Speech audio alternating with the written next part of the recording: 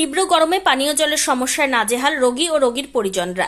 তাই বাধ্য হয়ে দোকান থেকে কিনতে হচ্ছে জল। এতে বাড়তি খরচও গুনতে হচ্ছে রোগীর পরিজনদের। বাড়ছে ক্ষোভও। এমনই চিত্র ধরা পড়ল ইসলামপুর সুপার স্পেশালিটি হাসপাতালে।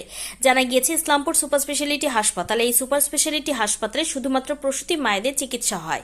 ফলে এই হাসপাতালের ওপর ইসলামপুর মহকুমার বিভিন্ন এলাকার মানুষই নির্ভরশীল। এত বড় একটি গুরুত্বপূর্ণ হাসপাতাল চত্বরের ভেতরে রয়েছে দুটি টিউবওয়েল। সেগুলো দীর্ঘদিন ধরে খারাপ অবস্থায় পড়ে রয়েছে বলে অভিযোগ। কিন্তু এত বড় সুপার স্পেশালিটি হাসপাতালে পানীয় জলের মতো গুরুত্বপূর্ণ পরিষেবা থেকে বঞ্চিত হচ্ছে রোগী ও রোগীর পরিজনেরা বলে অভিযোগ। রোগীর পরিজনদের একাংশের অভিযোগ, এটি একটি সরকারি হাসপাতাল। এই হাসপাতালে গরিব দুস্থ পরিবারের লোকজনেরা সরকারি পরিষেবা পেতে এই হাসপাতালে ভর্তি হন, কিন্তু এখানে পানীয় জলের সঠিক পরিষেবা না থাকায় সমস্যায় পড়তে হচ্ছে, চরম সমস্যায় পড়তে হচ্ছে তাদের। তাই বাধ্য হয়ে দোকান থেকে জল কিনে খেতে হচ্ছে। এতে হাসপাতাল কর্তৃপক্ষের বিরুদ্ধে অনেকেই ক্ষোভ উগরে দেন। এমন অবস্থায় দ্রুত সমস্যা সমাধানের দাবি তুলেছেন অনেকেই। অন্যদিকে এই বিষয়ে ইসলামপুর সুপার স্পেশালিটি হাসপাতালের রোগী কল্যাণ সমিতির চেয়ারম্যান কানাইলাল আগরওয়ালকে এই বিষয়ে জিজ্ঞেস করা হলে তিনি বলেন, প্রসূতি মায়ের জলের সমস্যা নেই, বাইরে যে টিউবওয়েলগুলি খারাপ রয়েছে সেগুলো ঠিক করার ব্যবস্থা করবেন বলে আশ্বাস। আপনার নাম কি? আমার নাম এমডি সেমিরউদ্দিন, বাড়ি আমাদের হয়ে গেল সোনাপুর। কি সমস্যা এখানে আপনাদের? এখানে দাদা আছে আমাদের জলের সমস্যা। জল আমরা ভিতরে জল পাই না। যাই হোক, আমরা ছেলে মানুষ বাইরে থেকে নিয়ে নিচ্ছি। এখন যে রুগী আছে ভিতরে, সে রুগীটা করবে কি? ছেলে মানুষকে তো এমনি ঢুকাতে দেয়নি।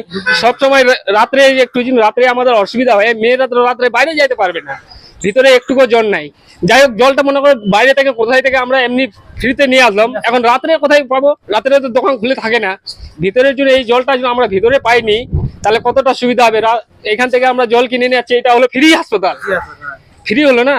ফ্রি জলটা আমরা এখানে সবকিছুতে আমাদের টাকা লাগতেছে। এখন জল কিনতে গেলেও টাকা, বাথরুম গেলেও টাকা, এখন কাপড় চোপড় ধুইতে গেলেও টাকা, সব জায়গায় টাকাই লাগে। তা আমরা ফ্রিটা হলো কোথায়? ব্যাপার হলো এইটা। এখন আপনারা কি চাইছেন? আমরা একটু এটাই চাই, একটু জল ফলের ব্যবস্থাটা হোক, রুগীগুলার কাপড় চোপড় ধোয়ার ওইটার ব্যবস্থা হোক। চরম ভোগান্তি নাকি? হ্যাঁ, চরম মানে এটা সবার জন্য সুবিধা হয়। মেয়ে ছেলে এমডি সেমিরউদ্দিন অনেক দূর থেকে আসে। বলছি, জল আপনার বাইরে থেকে নিয়ে আসেন নাকি? হ্যাঁ দাদা, বাড়ি থেকে নিয়ে আসে। কি ভিতরে জলের ব্যবস্থা? ভিতরে মানে অবস্থা এরকম নাই, ভালো নাই, জলের ব্যবস্থা নেই। ব্যবস্থা নেই। কত ধরনের সমস্যা হয় আপনার? সমস্যা, অনেক সমস্যা হয়। রুগী সবারই সমস্যা হয়। যেমন ভালো জল খাওয়ার মানে রুগীদেরও সব বাইরে যায়, কিনে নিয়ে আসে, ঘরে নিয়ে আসে।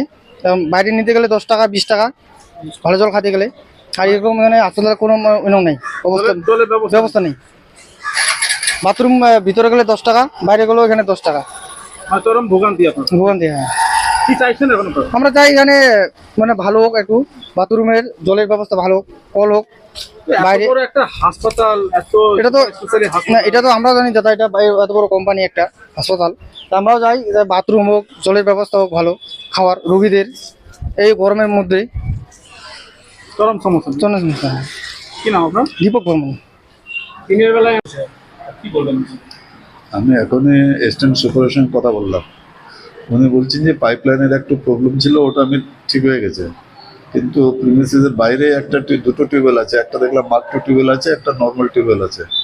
তো মার্ক 2 টিউবওয়েলটা তো রিপেয়ারিং করানো, সারানো করানো টাফ আছে। তো আরেকটা যে পাশে টিউবওয়েল আছে, সেটাকে আমি আমাদের টিউবওয়েলে যারা ঠিক করে তাদেরকে দিয়ে ঠিক করা দিচ্ছি।